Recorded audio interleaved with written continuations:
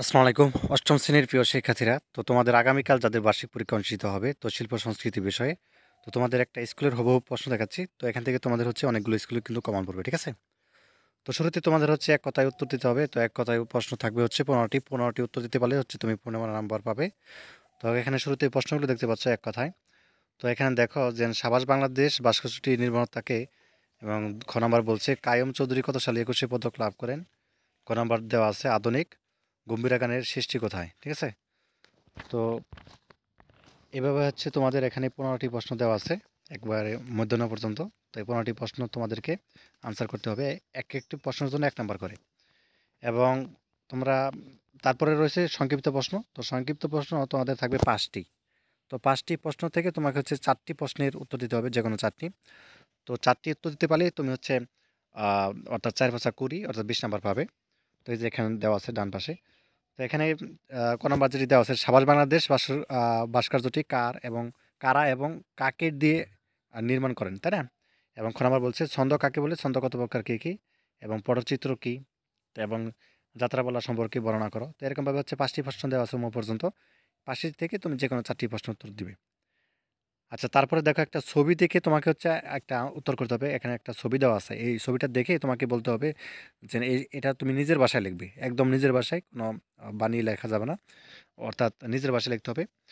তো আশা করি বিষয়টি বুঝতে পারছো। আচ্ছা, বাকি অংশগুলো দেখাচ্ছি, তার আগে একটা অ্যানাউন্সমেন্ট আছে তোমাদের জন্য।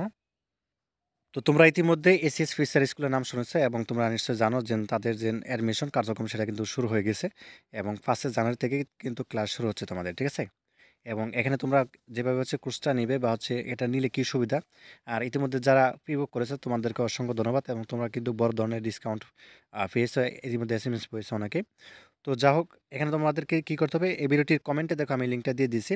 তো এখান থেকে লিঙ্কে ক্লিক করার পর এখানে চলে আসবা, ঠিক আছে? এখানে আসার পর তুমি যেহেতু 2025 সালে 9-এ উঠবা ক্লাস, তো আমি যদি 9-এ ক্লিক করি, তো এখানে 9-এ ক্লিক করবা, এখানে লেখা আছে, এখানে চিহ্ন চলে আসে।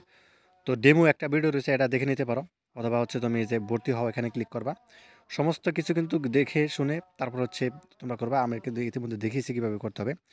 তো ভর্তি হওয়া এখানে ক্লিক করার পর একটু নিচে দিকে এসে এখানে একটা ফোন নাম্বার দিবা, ঠিক আছে? ফোন নাম্বার দিয়ে ওটিপি দিয়ে এগিয়ে যাবা, এবং ফোন নাম্বার ওটিপি যাবে, ওই অনুযায়ী তুমি হচ্ছে কাজটা করবা, ঠিক আছে? এবং কারা ক্লাস নেবেন, কী কী সুবিধা পাচ্ছ, ডিসকাউন্ট কত পাচ্ছ, এবং তোমরা কী কী ফ্রি পাচ্ছ, মূলত টি শার্ট, ঠিক আছে, এবং বিভিন্ন হচ্ছে ডায়েরি বা কী কী পাচ্ছ সব কিছু কিন্তু দেওয়া আছে। তো সেই অনুযায়ী যে কোর্সটা তোমার ভালো লাগে সেটা হচ্ছে পারচেস করবা। তো আশা করি বিষয়টি বুঝতে পারছো। আচ্ছা, বাকি অংশগুলো তোমাদেরকে দেখাচ্ছি। 4 নং হচ্ছে তোমাদের রচনামূলক প্রশ্ন উত্তর দিতে হবে। 4টি প্রশ্ন থাকবে, তোমাকে হচ্ছে 2টি প্রশ্ন উত্তর দিতে হবে, ঠিক আছে? 2টি প্রশ্নের উত্তর দিতে পারলে হচ্ছে তুমি 20 নাম্বার পাবে। আচ্ছা, তারপর হচ্ছে খ বিভাগ থাকবে ব্যবহারিক অংশ 35। তো 15 হচ্ছে বন্ধু খাতা যদি প্রদর্শন করতে পারো তাহলেই 15 নাম্বার পাবে। এবং তারপর হচ্ছে আম যেকোনো একটি কার্যক্রম করে দেখাও, অর্থাৎ এখানে অনেকগুলো কাজ দেওয়া আছে, যেমন প্রকৃতিক আকৃতি পুনরাবৃত্তি নকশা অঙ্কন করো, এরকম কাজটা যদি করতে পারো 20 নাম্বার, ঠিক আছে? অর্থাৎ যেকোনো একটা কাজ, অনেকগুলো কাজ দেওয়া আছে, এখান থেকে তোমার যেটা পছন্দ সেটা হচ্ছে কাজটা করবা। এখানে খ বিভাগে 2টা প্রশ্ন উত্তর দিতে পারলেই হচ্ছে ব্যবহারিক অংশ আর কি 35 নাম্বার পাবে। তো আশা করি বিষয়টি বুঝতে পারছো। তো এই হচ্ছে তোমাদের প্রশ্ন, এবং রচনামূলক হচ্ছে 4টি থেকে মাত্র 2টা প্রশ্ন উত্তর দিতে পারবা, ঠিক আছে? এখানে 2টি দিলেই হচ্ছে তুমি 20 নাম্বার পাবে। এবং রাজশাহী সিল্ক শাড়ি তৈরির পদ্ধতি বর্ণনা করো, বা ফকির লালন শাহ কীভাবে তার নিজ দর্শনকে প্রকাশ করেছেন। তো এখানে বিভিন্ন ধরনের প্রশ্ন দেওয়া আছে, যেমন শিল্পী কাইম চৌধুরীর জীবন, তার শিল্পকর্ম সম্পর্কে লেখা। তো এখান থেকে 2টা প্রশ্ন, যেকোনো 2টা প্রশ্ন উত্তর দিতে পারলেই হলো। তো এই ছিল তোমাদের জন্য। ধন্যবাদ সবাইকে ভিডিওটি দেখার জন্য। আল্লাহ হাফিজ।